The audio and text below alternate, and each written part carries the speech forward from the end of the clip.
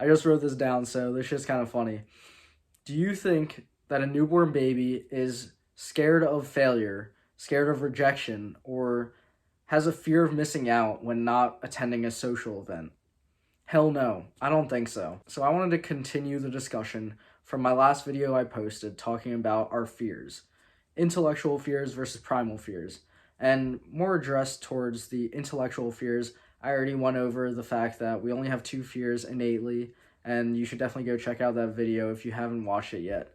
But this video is going to address intellectual fears. How did we develop them? How did we learn these fears? And why are we scared of them? If you think about it, it all kind of just boils down to experiencing life, basically. That's how we learn these extra fears that weren't built into us when we exited the womb. As we go through life, we do a lot of trial and error. We keep a lot of the behaviors that grant us success and continue to work while trying to cut out all the bad habits that either don't work or are counterproductive to our functioning within society.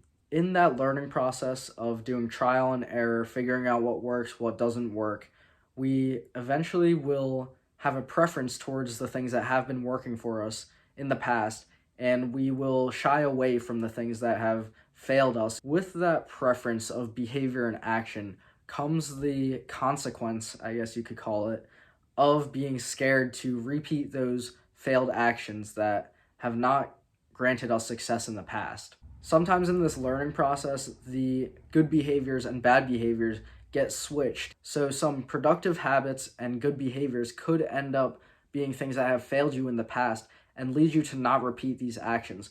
So like social interaction, going up, talking to girls, that might have led to a lot of rejection in the past. So even though it's a productive behavior and it'll benefit you in the sense that you'll increase your social skills, you'll be more comfortable talking to women, it ends up somehow on the bad side of behaviors and your mind crosses it off as things you shouldn't try again. And on the other hand, doing other things like maybe smoking weed or playing video games that don't necessarily add much productivity or much value to your life, those things stick around because they have good benefits and they haven't failed you in the past. So you'll keep resolving to these easy fixes in order to get your source of success and dopamine pleasure from achieving some sort of outcome that results in the high of smoking weed or the high of achieving something in a video game. Another example could be going to the gym. This is a very productive task and could end up somehow on the bad side of the spectrum, where you are less inclined to go because maybe you went to the gym a couple times, you lifted a few weights, people gave you some funky stares and were looking at you weird because it's your first time in the gym, and then you look in the mirror and you don't see the progress that you have been expecting.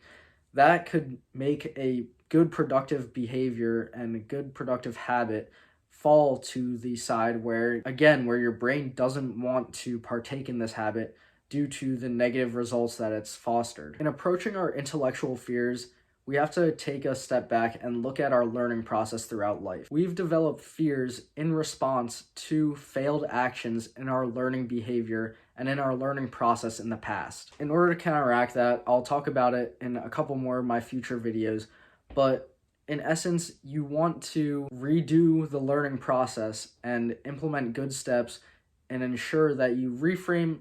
A lot of it has to do with reframing your perspective on things, because things that you've seen as bad results in the past might actually be productive for you in taking learning lessons for the future. So instead of taking, say, a rejection from a girl as an absolute negative outcome, you can take that rejection, learn from it, try to improve on your own process, and then implement something better for the future. That's how you undo these fears, these intellectual fears that we weren't even born with, and reverse them in order for them to work in our favor, so we can eventually conquer our fears and turn what we once thought was a bad thing or a bad habit into something good and productive and value-adding to our life.